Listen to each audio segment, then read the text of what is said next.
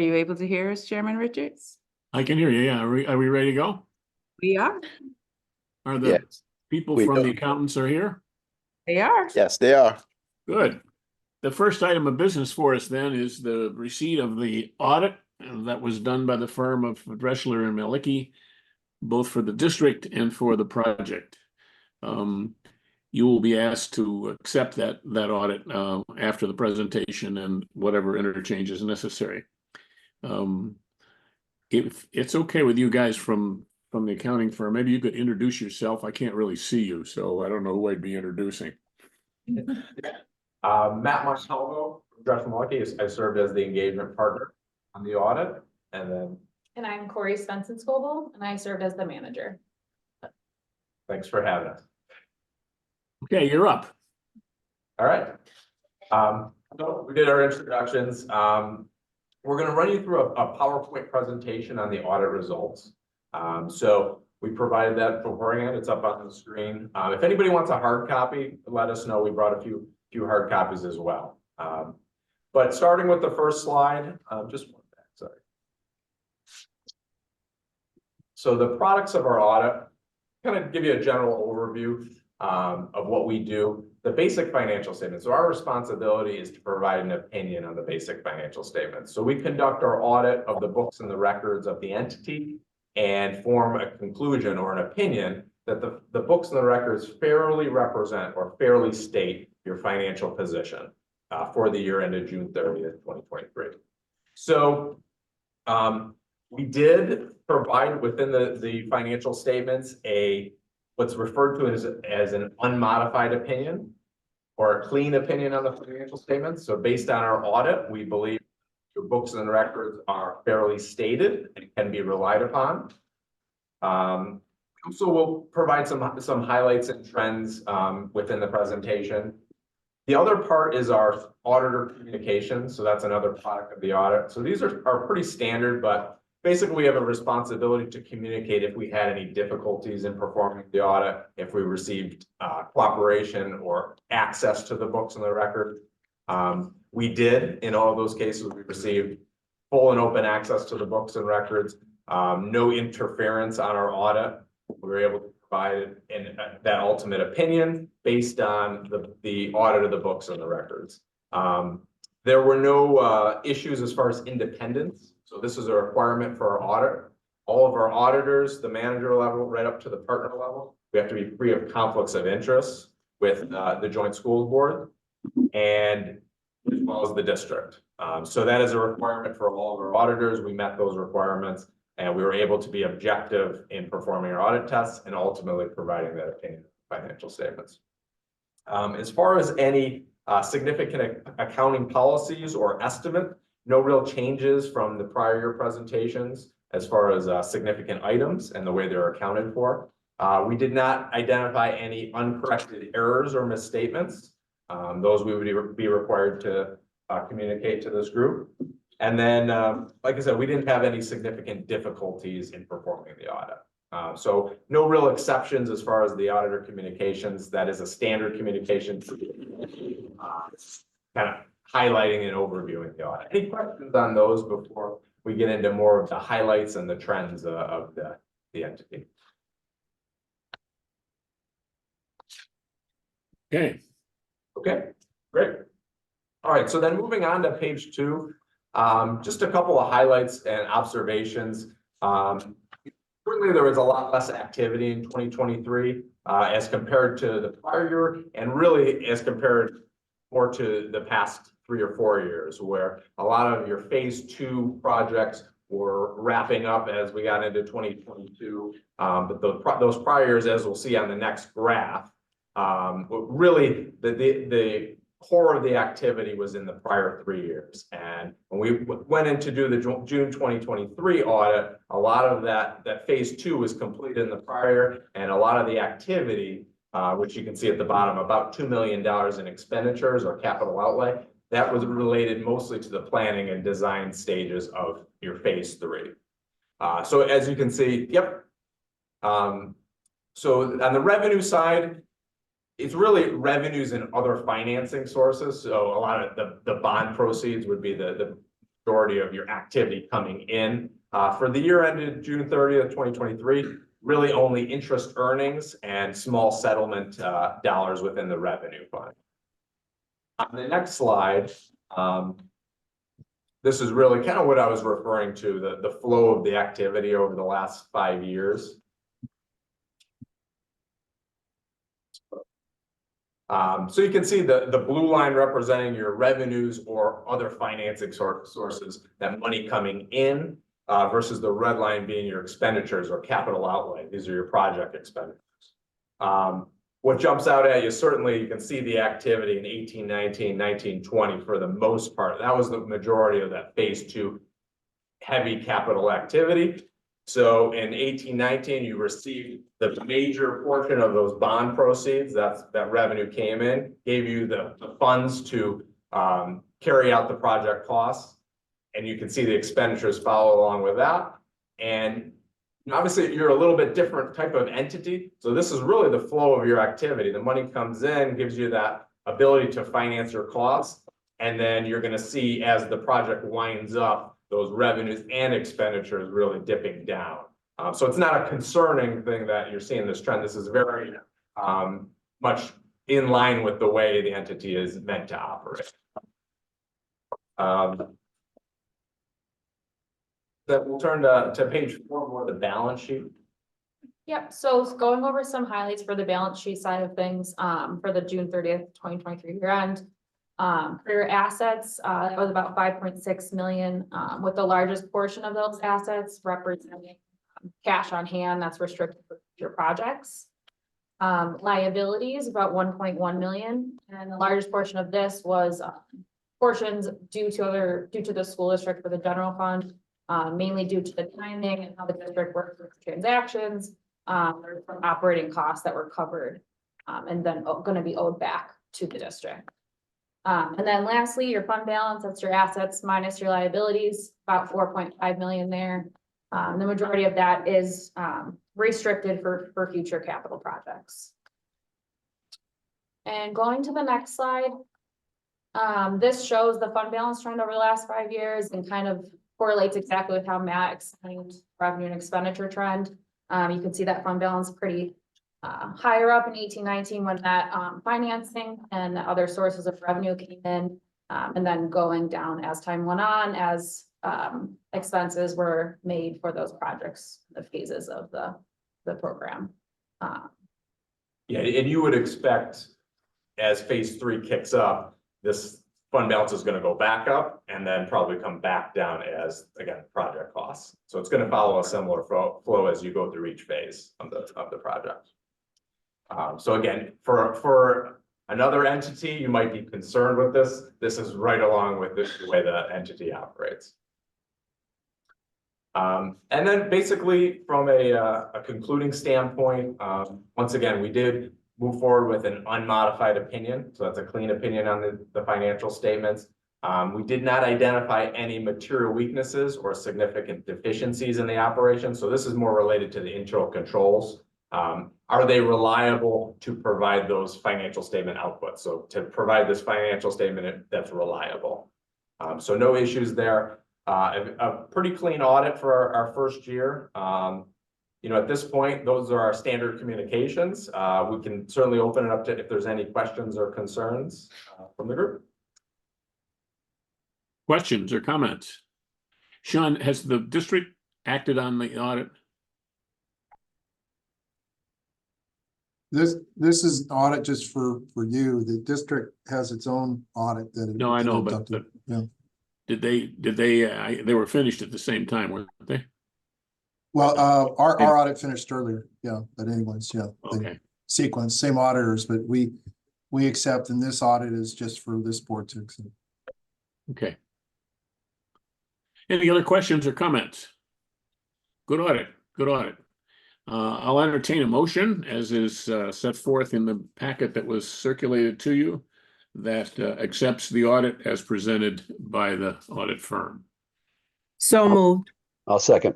Been moved and seconded. Any further questions or comments? Hearing or seeing none, all those in favor say aye. Raise your hand if you're out in virtual land here. Aye. Thank you. Okay, that gets us into the action items that, for this meeting. The first of those is the monthly meeting minutes, which were circulated in the packet. Are there questions or comments about them? Hearing or seeing none, then I'll entertain a motion to approve the minutes of the January 8th meeting. I'll move it. Second. It's been moved and seconded. Any further comments or questions? Seeing or hearing none, all those in favor say aye, or raise your hand. Aye. Okay. Kim, I think you're next with respect to the building summary. Kim Jones, I mean. Yep. Okay, let's see here. So we have proposed payments to 100 Carlson Road totaling $6,583.06. Bond Shonek and King totaling $25,337.50. Lawley Construction Solutions totaling $4,713.13. And Savin Engineers totaling $174,166.81 for total disbursements of $210,800.50. Any questions? The Lawley item there is for insurance. It looks like it's something else, but that's what it is, basically insurance for the program. Other questions or comments? Well, then we'll receive it as a motion from the Finance Committee, Kim, and we need a second. Second. It's been moved and seconded. Any further questions or comments? All those in favor say aye, or raise your hand. Aye. All right. The next item on here is the PLA study agreement. PLA is a project labor agreement. What its purpose is to see if we can negotiate with the unions to bring some economic advantages to the program, and also deal with some of the things that would be a problem if they occurred, a strike, for instance. One of the things you need to do in order to have a PLA is you need to do a study that shows what advantages might be justified by having a PLA, and therefore justify doing it. It's not for sure that we would wind up in it, because obviously if the PLA is, even if the board decides that it's a good thing to do, we've got to get the unions to agree to it. And they may or may not agree to it depending on the circumstances, but they want us to try it. They support the idea. And what you have here in front of you is a study that is going to be done by Sealer Engineering to explain how a PLA would work in this particular case and what advantages might flow from it. Pepin, is there anything else you want to add to that? Nope, you covered it all. Sealer Engineering has conducted several PLA studies across the state. They've done it for the big 5 school districts. They are the best in the industry. I would like the board to consider retaining them for that study, for that feasibility study. Questions or comments? Chairman, this is Rich Perrin. I have a couple of questions. One, I guess in reading the resolution, 2023-24-22, or I'm sorry, the following one for this.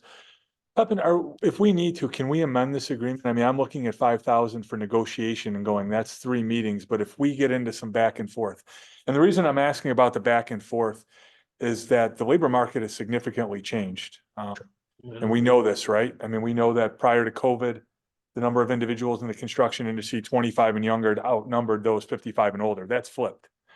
So when I look at these PLAs, clearly I support them, but the negotiation and some others. So do we have the ability, and this isn't necessarily for Pepin, but do we have the ability to amend this resolution if we need to add to it? It's a very reasonable amount for what we're getting. The other part I would add is, yes, Sealer is very well experienced and has, demonstrated expertise in this. They do it for the county, Monroe County, for most of theirs. But do we have the ability to amend this if we need to? Yeah, we could do, what we would do is we do a change order. Okay, great. And then the change order would come to the board and the board would vote on it. Okay, that's what I wanted to ask, because for $20,000, it's great if we get Yeah, all it's this. very- Yeah, Well, we're getting the advantage, as you pointed out, we're getting there. Sealer is so experienced in this that in the beginning, at least, we're getting the advantage of his, prior experience. But you're right, if we get into a negotiation here, that'll be a different story. yeah. And the only other thing I'd add is just, I see one thing that just caught my eye was on task one, the due diligence impact study, which is, I think, really to make sure that there's the available labor for what we would enter into an agreement with the unions to do via the PLA, right? I mean, I'm keep looking at. Yes. I mean, That's correct. that's what we're going for. The only thing that I would say is, on the, I guess it's their cover letter of January 8th. They say the projection of economic benefits will be based upon PLA terms and conditions agreed to in phase one. And that's something that I think we want to obviously make sure it's right at the bottom of the page. Yeah, with that we can revisit if needed. Because like I said, we're in a different environment altogether. And anybody who's been looking at bids knows this. The material prices are what they are. They've stabilized. I don't see them coming down. But with labor, I still see a lot of variability, and that variability can lead to volatility, which then can lead, to potentially us being in a position where we're in an agreement that just doesn't make sense for where we're going to be. Nobody has a crystal ball, so I'm glad to see that it is Sealer doing it. But there's a couple of things here, I think, as we go through, and they say that they'll provide us with a draft report in electronic form, do a meeting with us. I don't know if that would be a separate work session if deemed necessary, but I just want to make sure we're approaching this in a manner that makes sense for all of us.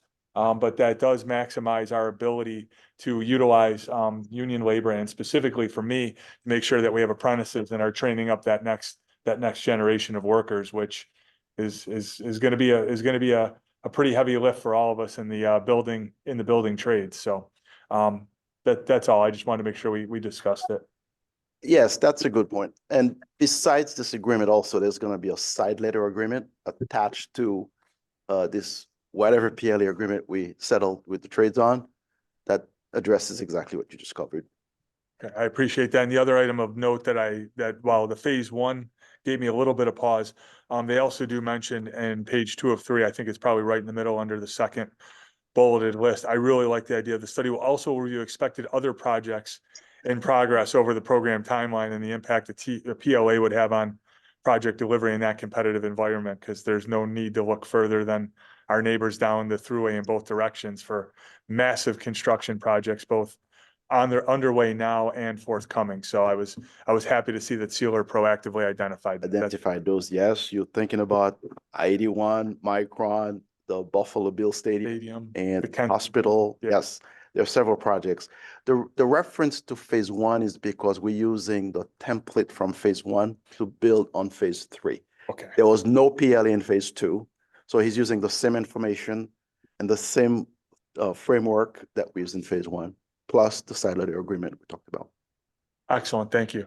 Makes perfect sense. Okay, other comments or questions?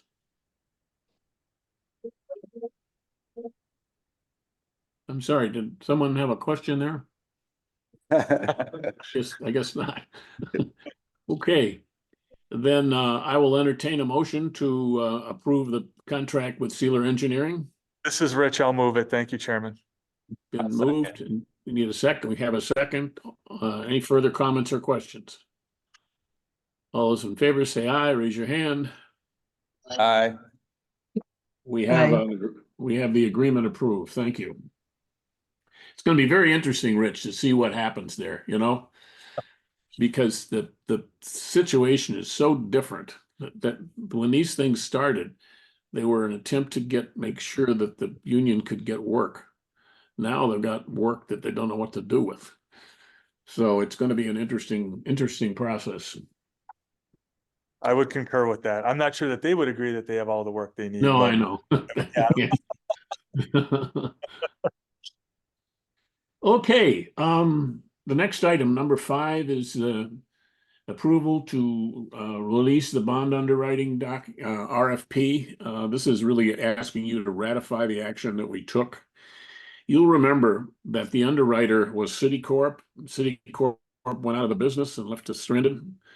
we had hoped that the people who from Citicorp who had worked on our project in the past would land someplace and we could continue to use them because we were pleased with them and they had a lot of relevant experience. Unfortunately, that hasn't happened. I suppose it's possible during this process of selection that we're going to go through here, but we can't wait any longer and, hope that something materializes. Because this particular aspect of the financial plan is going to hold things up if we don't get it moving. So what we did is we took the RFP from the previous times, we modified it, did some work on it, had our lawyers review it, and put it out. Obviously, we won't enter into any kind of an agreement or understanding until the board has a chance to review it and vote on it. Any questions about this?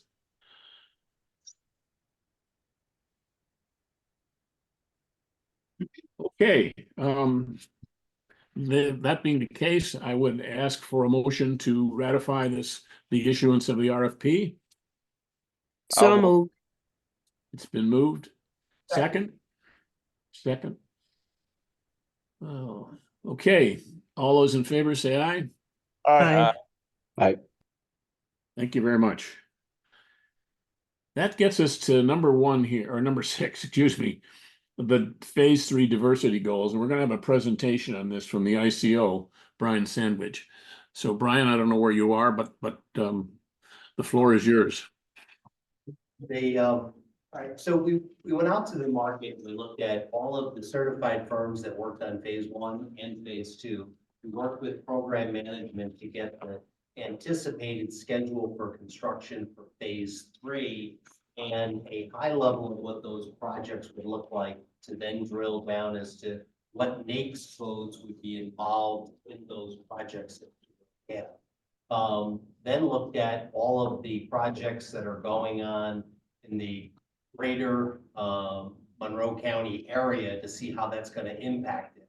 I mean, one of the issues that was fairly significant are the amount of certified firms that work on phase 1 and 2 who are no longer certified now to work on phase 3. So we went through that and looked at the firms within a 50-mile radius, figuring that would be our first draw when we look at that, to be able to participate on the program, and then went out to a 100-mile radius, depending on what the scope would be for a certified firm to be able to do it. We have the documentation here, but after looking at that, our recommendation is that we tweak just slightly, and I'll go through the historic numbers where phase 1 and phase 2 came in, but the the MBE recommendation would be that it be at 18%, the WBE at 12%, the DBE at 2%, SBE at 2%, total of 34%. What we're noticing across the state, Pepin had mentioned some of the mega projects that are going on. There is a significant break in Western New York versus the Capital District itself on the M and W side. W, the numbers are much higher in New York. The M is much higher here in Western. It's just the availability, the contracts. Not quite sure what that is. There has been a significant amount of WBEs that have been decertified by Empire State Development over the last 12 months. And so those are the recommendations. Let me just touch on for you so you can put that in perspective as to what the results were for phase 1 and phase 2. So on phase 1, we had a goal on MBE goal of 15%. We came in at 15.74. We had a WBE goal of 5%. We came in at 7.42. SBE of 5, we came in at 3.7. DBE at 2, we came in at 2.3. That's on phase 1. In phase 2, we had an MBE goal of 17. We came in at 1907. A WBE of 10, and we came in at 11.8. SBE of 3, we came in at 2.52. A DBE 3, and we came in at 2.6. So you can see where we historically not met goals on our S and Ds.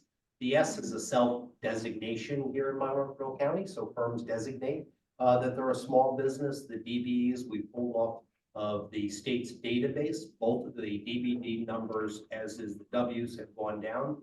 There are 41 certified firms that worked on phase 1 and 2 that are no longer certified.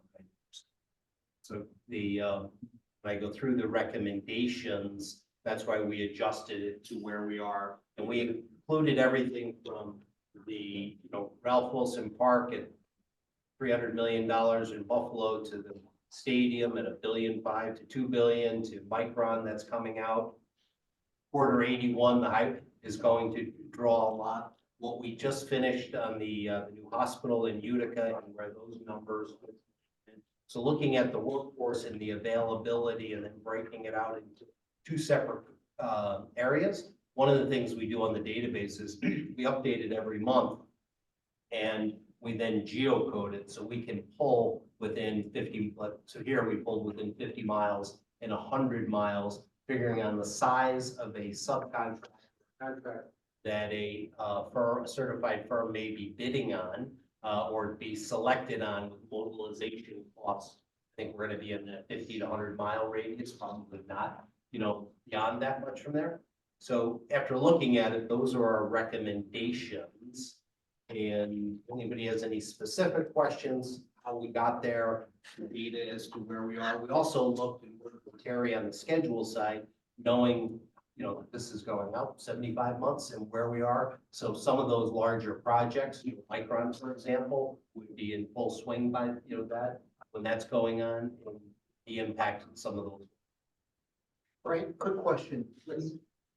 Decertified, what does that mean? Does that mean they've left the area, they No, lost their permit? No, so the Empire State is all certifies, right, M&Ws, minority and women-owned businesses. There is a renewal process that is triggered by a couple of things. Change of ownership, change of conditions, or every 3 years, you're up for a renewal.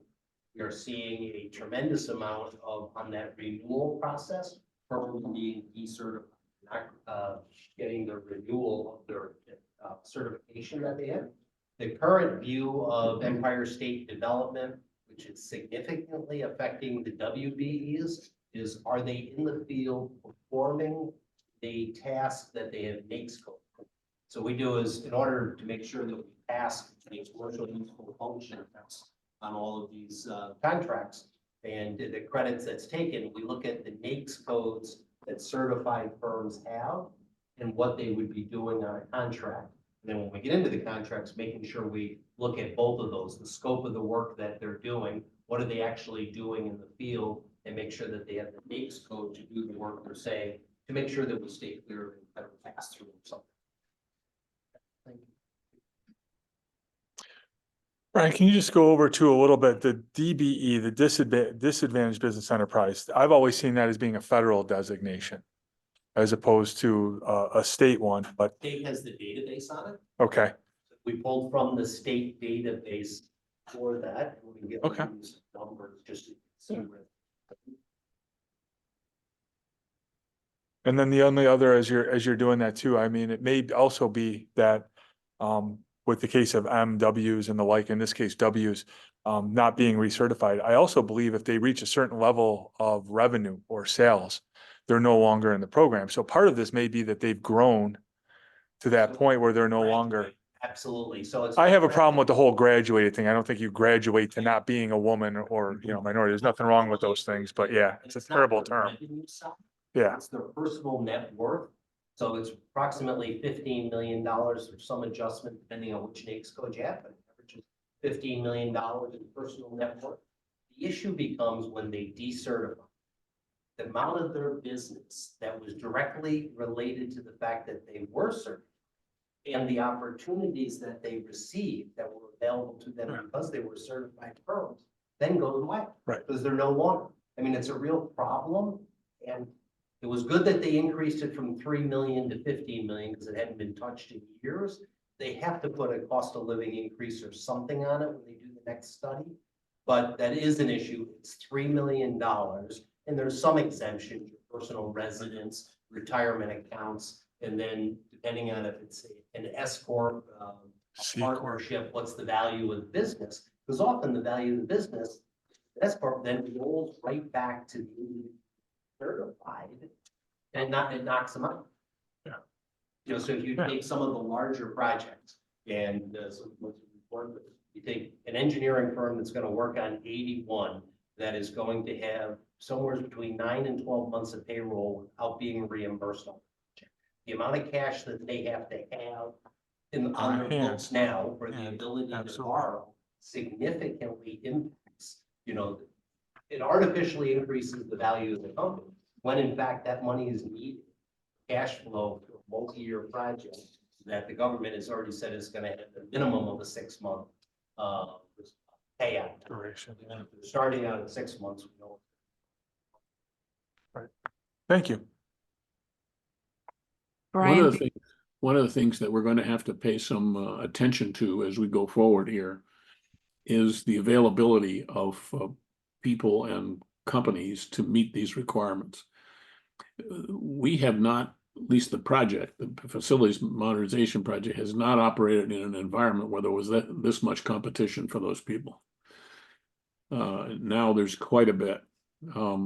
That's good, you know, I mean, that's great, and it certainly provides an opportunity for people to get work. But it may get us into a situation here where a combination of that problem and what it is we're buying cause it makes it difficult for us to meet these requirements. But that's tomorrow's problem. You know, the point is we should go at it. We don't let people agree to we don't agree to the contract with people unless we've got an answer to how this works and what's being done. And so we'll deal with it as it comes up. But I suspect that this will be a more difficult year or years than we have had in the past. Absolutely. I mean, especially when you look at the amount of certified firms that participated in phase 1 and 2 who are no longer certified. I mean, those stats alone, you know, are of concern. And then to your point about firms working on that, you know, part of the plan ultimately will be the documentation. You know, historically we had an EP 1 and 2 form that contractors filled out and did.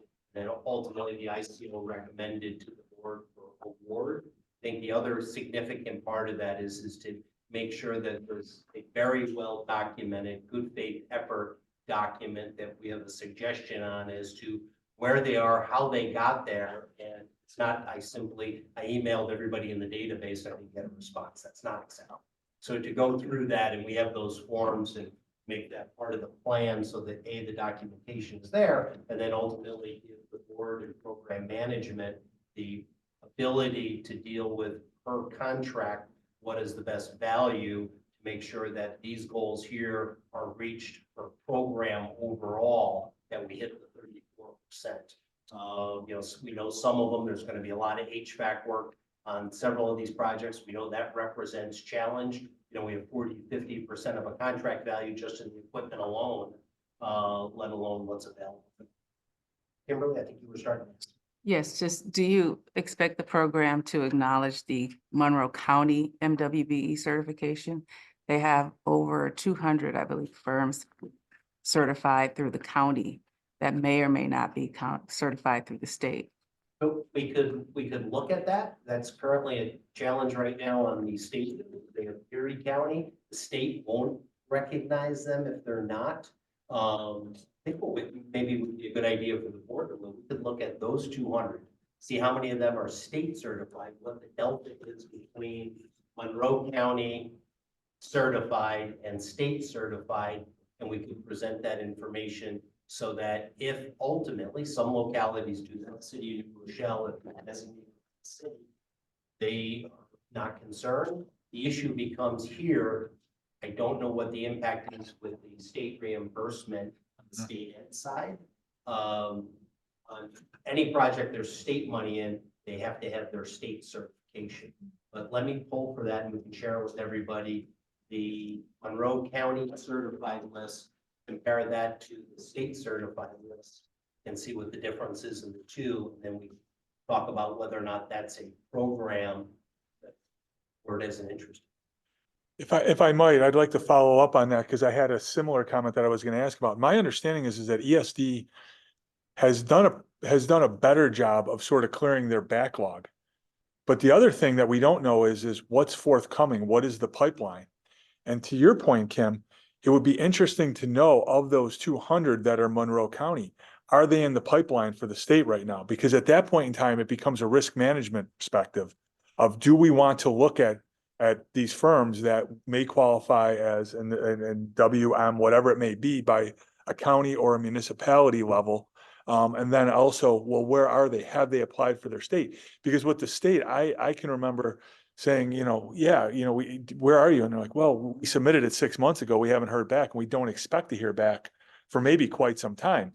So the other thing is I'm sorry, but I just wanted to say, if we have this pipeline and we know that there may be some lag in the first year of this phase 3, but will more be coming online, that would give me a little more comfort than the pause I might have going, whoa, wait a minute, we do this analysis and find out they're all already either in the state or they haven't started it, or the state is not clearing that backlog in an efficient manner. And it may be, if you tell me it's gonna be 24 to 30 months, 2 to 2.5 years down the line, that gives me that, then it's like, well, the state, at that point in time, then the state needs to do their point too, because they're asking and requiring, in a lot of cases, everybody to come up with very big goals for their own jobs. And we already have them on federal aid projects too. So I'd like to know where that's at. But just to follow up on Kim's point, yeah, there may be ones that have applied to the county, received the county designation, and could say, I'll have my state one in 6 months. All of a sudden, we're looking a lot better. To that point, the state has done a very good job in the last 12 months, reducing the backlog. Yeah. Keep in mind, they used to say it was 6 months. I just know actively involved with firm, 18 months was lightning speed. Yes. So they have reduced it. I think you're still well in excess of 6 months. You're somewhere short of the 18 months, but they're clearly moving in the right direction. Mm-hmm. The fact that I was talking to the chairman earlier today, the state of Ohio signed a consent order with the federal government because of that. It's backlog and they weren't putting resources. So with that, they are making inroads to that. The other thing is that we've worked out with Empire State Development on phase 1 and phase 2. If someone was up for a contract and had a pending application, they could work with the ICO and we would work with Empire State Development to get them an expedited process. Expedited meant though they already had their application in. Didn't mean you could, but if they had an application pending with the state and everything that was in, that had to be, it just wasn't reviewed, but they had an opportunity to participate on the school district project. On phase 1 and 2, Empire State gave them an expedited review. And on those, when we could demonstrate, hey, they've got a real opportunity as a subcontractor here. Here's what's going on. Here's the prime. They did move those through in about 45 days. And so when those contracts would be awarded by the board, it noted that this sub is currently not certified. So there's some risk that they don't get certified. But we talked to Empire State, here's where they are, and they'll make a decision. And it would also be a recommendation. Empire State, as long as they have the application in and have an opportunity there, we did that with dozens of the stadium, and we're able to at least start that and have the applicants know why their application was stalled, which is important. Yeah. It's like I sent in all my paperwork in September and I haven't heard anybody. Okay. Any other questions or comments? Seeing or hearing none, I'll entertain a motion to approve this resolution. This is Rich. I'll move it. Been moved. We need a second. Second. Moved and seconded. All those in favor say aye, or raise your hand. Aye. It's approved. That gets us down to the items for non-action discussion items. There was an executive session on there, but that was to deal with this. We just dealt with and I felt that really wasn't appropriate to deal with that in an executive session because people want to hear what we're doing and discuss it. So the fund balance report, Kim Mitchell, I think. Yes, Chairman Richards. I just get back to the top of the document. East High School still has a balance of 500. That's an unused allowance from the Canon contract, and you'll see for all these building projects will not be changed month to month because we are no longer charging to the Phase 2 funds. So district-wide technology remains at $4,503,003. School 4, $352. The Attorney General settlement of $330,648. CPL E&O settlement of $205,421. And the Canon E&O settlement at $200,000, for a total of $5,239,924. The RCSD loan balance has gone up. Excuse me. The balance has gone up due to a recent deposit from the district. And that brings the total to $748,762. And this is not agreeing with me today, so reduce the view there. And then the current pay requisition, as you saw recently, this for a little bit, see if that helps. That has 100 Carlson Road for $6,583.06. Bonshon King, $25,337.50. Savin Engineers for $174,166.81. And Lawley Insurance for $4,713.13. That is payment 1 of 3 for the insurance policy, as Chairman Richards mentioned, for the board. And that leaves a total balance of $330,648 for the RJSCB fund balance. Program bond funds of $4,503,855. Settlement funds balance of $405,421. Those two totals combined give you $5,239,924 with an RCSD loan balance of $537,961. Thank you, Kim. Other questions or comments? We're getting kind of used to how this is laid out, so we can follow it. Hearing none, then we'll move on to the program manager's report. Yes, good afternoon.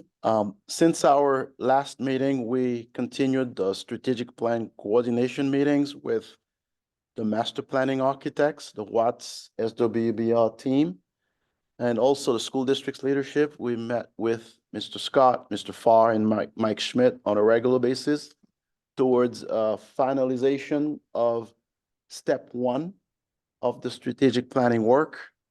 Concurrently, we are working on step 2 of where the program management team is compiling and reconciling all 4 volumes of the strategic plan. Volume 1 is the summary of the full plan document, which remains a draft under review of the cost estimating and scheduling for each of the 6 Phase 3 projects selected by the superintendent and the school board. The narrative text for this volume will have background information, biographs, and the work scope to be included in a core model program for each of the projects, including specialized programs for the high schools to fit within the authorized limit. I'm gonna ask either Rolly Coleman and Terry to walk the board through the updated schedule we've developed for the life of the program. Rolly? Okay. Please can have this diagram of the comparative schedule. And I will rely quite heavily on senior members of the planning team, as this summary document is really distilled from 9 pages of pieces, computerized critical path scheduling, but to present an easily digestible big picture. That was our intent here. Just as an overview, the critical elements in this comparison are the red diamonds. Those red diamonds signify when the SED commissioner's approval date would occur. That is an integral date to the financial plan because that is what allows the awarding of contracts and the procurement of bond sales to occur.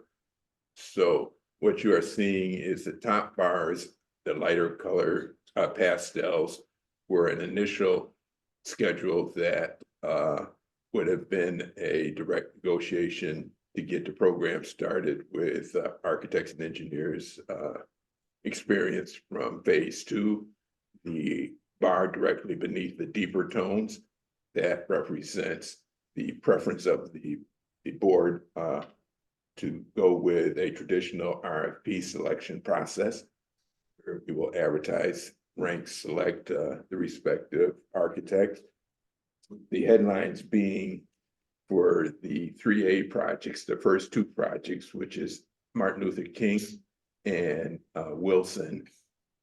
Those 2 projects we are asking and expecting the board to authorize the release of the RFP in April and the selection of those architects in June. That will coincide with the submission of the strategic plan to SED as well. But as you can see from this comparison, the tail end of the program is bumping up to the 4th quarter of 2030, and thus the closeout of the overall program is pushing into the 1st quarter of 2031. The special legislation requires the entire program to be complete by June of 2031.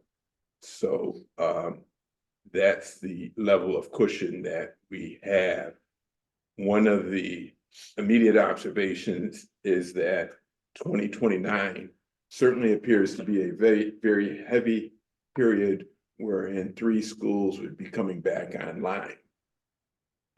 Embedded in that are 2 schools, 2 high schools, which will be reconstructed while occupied, that being Edison and East. So the biggest project is the 3rd line, which is Franklin, but all of those 3 high schools are coming online pretty much in the same quarter. The fact that 2 of them are occupied makes that a bit more palatable. It will still be a heavy lift and pressure upon the program and the district. But nonetheless, we think that that's something that we have to continue to work very carefully with the district and SED, because simplified in this Gantt chart are all of the 6 additional SED reviews that we have to go through. Coordinating that with SED is going to be equally as critical as will be the design and the bidding process. What I'd like to point out is there's also a structural driver wherein the 3A project at Wilson High School, the swing space that it will occupy is the swing space that the last project in the program, that being Douglas, will also have to occupy. So the heavy duty construction, if you will, of Douglas must await either the summer of 2028.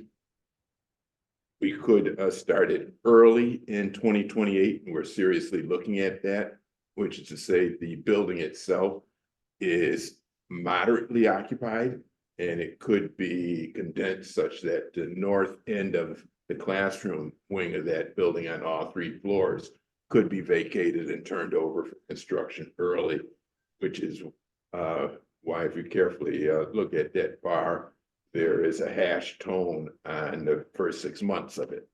If the district agrees to that approach, it would give us some breathing room and latitude that we very much so want to take advantage of.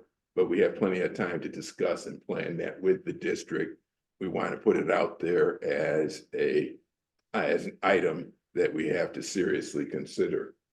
But having said that, as I said, this shows that absorbing the delays to date, the program would slide out into a third quarter completion of Douglas and a first quarter completion of the final cost report for the entire program.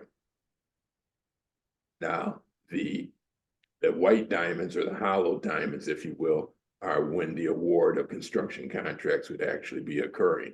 So again, we tried to stagger that such that we would never be competing against ourselves with two projects hitting the market right on top of each other. Other projects that are going on, that's a kind of a different animal and a different scale and a different type of contractor and contracting community. This has been an extensive labor trying to accommodate the preferences of the district in terms of what schools would occur when. We think we have that understood and under control, and this is a comparison of where we stand as of this moment. We'll be reviewing this in more detail with district leadership tomorrow, but we think that we have the strategy to move forward with in terms of the overall program. Short of there being additional questions, there's a lot to take in, but there's Questions for Raleigh? Anything for Pepin?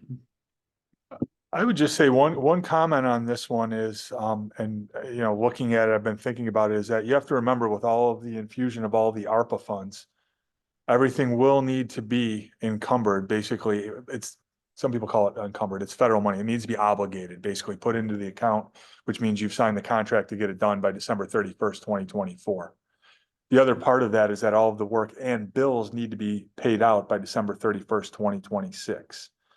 So I'm looking at this schedule and saying this is probably a bit advantageous that we're not trying to do things by the end of this year, at least with bringing folks on. I think where we'll end up with anything is when we hit it on the back end with how much they may have overestimated what their available labor will be. But you know, to me, this looks like a solid schedule, and I agree with talking about the one part I think about Douglas at the end, but I'll defer to RCSD on operational needs. But from the layout here within the Gantt chart critical path schedule, I was happy to see some of these things kicked out to a point where maybe they'll have a good idea of what they're looking at, those contractors that want to bid on it. And right now, you know, it doesn't look like it would interfere with where we would look to do the Inner Loop North project, which wouldn't be probably put out until 2027 at this point. So 2026, 2027. No, there are numerous competing and seemingly conflicting factors and issues that, you know, we continue to have to address. I think we have to stay cognizant of them and try to work around them. But we also have to be respectful of the mandate that we want to keep these children in swing space for the absolute minimum length of time possible. The district has afforded us the luxury of considering early starts, which is to say there would be a preference for a mid-year move back as opposed to a mid-year move out. Well, you know, we're trying to not violate, you know, that premise. But the proof is in the detail, as there are over 350 to 400 tasks involved in each one of these projects. And at least the logic has been established for those. And in that regard, the people that need to take credit for that are Rick Stoffel from our staff, as well as Terry Locante, who have labored numerous hours and weekends trying to deal with all the permutations and conflicts. And again, it's going to be a continuing working document, but at least there's a roadmap of how you can get there and how you can address issues that arise. Right. The other volumes, volume 2, the board chairman talked about, that's the selection of the financial advisor and the bond underwriter to get this financial plan drafted and ready to be submitted to the state controller. And we'll claim victory when the state controller approves that financial plan submitted by the district and our team, and SCD concurs with that. And that plan will include the cash flow, aid reimbursement, the drawdown schedule, and long-term financing costs. Volume 3, that's Brian Sandvidge for the diversity plan, that's in the works. Volume 4 will have all the details of the master plan, school by school basis of the assessment reports, test fits that were conducted by the planning team, the cost estimates, allowances, and building aid calculations, and all the challenges we're trying to address with the school district and the planning team. And that includes, enrollment data, class sizes, et cetera. What I've done also for this report, I showed where we gave some of those projects a slight haircut to remain within the authorized limit. Only 475 million was authorized. The estimate came in at about 67 million higher. We are working with the estimators and several experts to eliminate that overage. Right now, looking at the 6 projects, we're looking at 40 for School 9, 70 for Wilson, 149 for Franklin, 40 for East, 80 for Edison, 80 for Douglas. And we also separated the capitalized interest, the cost of borrowing the funds. It's a $16 million program-wide financing costs that typically does not get considered into the 95% aidability test, according to what's being done in Syracuse and Buffalo. We're hoping the state will work very closely with the school districts in adopting the same principle here by not considering the capitalized interest as part of the 95% aidability test. I also came up with some preliminary numbers as far as what the cost allowances should be, and when we doubled maximum cost allowances, and all those numbers need to be vetted as soon as the replacement of Citibank comes on board and the bond underwriters hired. We are working with other specialty consultants, environmental consultants being retained by the Watts SWBR team, specifically to work on the remediation work that's needed for Edison Tech for the site development. And also one question for Dr. Peluso will be whether or not the stakeholders need to be re-engaged since there were changes in the December 2022 plan where you had School 9, 19, 29, 39, Monroe, and Charlotte in the plan. You no longer have those projects. So it may be important to kind of re-engage the stakeholders again, just to give them an update. As far as the seeker clearance, we've worked with the planning team. We believe all the projects will be a type 2 action. We'll come up with a negative declaration resolution next month for the board to consider based on the analysis that was done. We met with Bonchonek and King, their environmental attorney, and they agree that the action is a type 2. And if we need to amend it for Edison for whatever reason, we'll do an amendment similar to what we've done in phase 2 for School 54.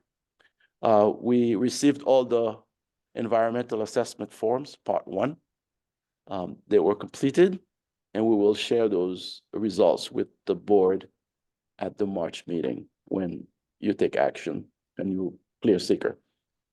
As I also put a program terminology list here because I believe Chairman Richards asked me to explain some of the acronyms, and I felt the need to kind of list those acronyms here. And if you want to go through them, feel free. If you have any questions on them, we remain ready to answer those questions. Well, we'll take questions, but I don't want to go through them, Pepin. But you know, and they'll keep coming up. You know, those of us who don't do this every day, all day, some of these things get forgotten. So I appreciate you doing this because it's important that we be able to refer to this because all of these items have a significant impact on the outcome of the project. Okay. And the last document was reviewed by Coleman. So This concludes our program management report, unless there are any other questions. Questions for Pepin or Rolly or anyone else? Not that Okay, good. Gotta be a question. hearing or seeing none. I will entertain a motion to adjourn the meeting. So moved. It's moved. Second. A second. Good. All those in favor say aye, or raise your hand. Aye. Thank you, folks. We appreciate your patience and sticking with it. Thanks, Yeah. everyone. More to come. Everyone, thanks, Chairman. Yeah.